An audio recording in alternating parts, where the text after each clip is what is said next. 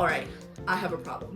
So I fold a lot of origami, and I've started getting into bigger and bigger models that require me to make my own paper.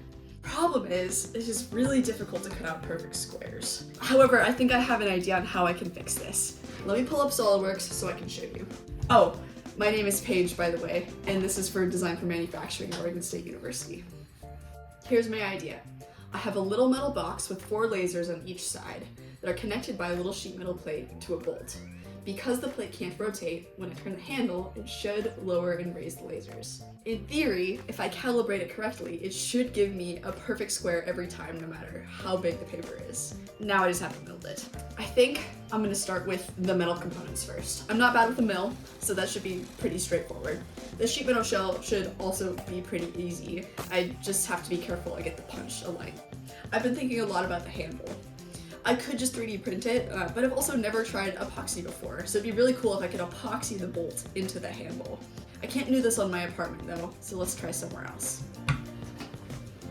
Here's the plan.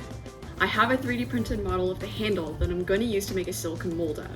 Plan is to coat everything in mineral oil so nothing sticks. Mix the 2 parts of silicone, pour it into the mold, and then hope everything works correctly. Once the silicone is set, I can mix the epoxy to fill the cavity and dunk the end of the bolt into the liquid. As it sets, the handle should be permanently attached to the bolt. I'm back. I think the pour went really well, so that means I just need to assemble now. Well, here it is, all assembled and complete. This ended up being quite the project. I thought the epoxy pour on the top was going to be a lot harder than it actually was, but it ended up being the most difficult part of this build was the brass sheeting on the sides. Brass is a lot springier than aluminum sheeting is, which is what I'm used to.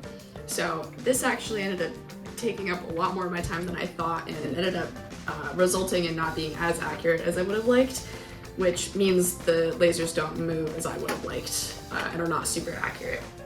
However, for a first prototype, I think this is a fantastic start. The internal mechanism works great, and I'm super proud of it. Thank you all so much for watching.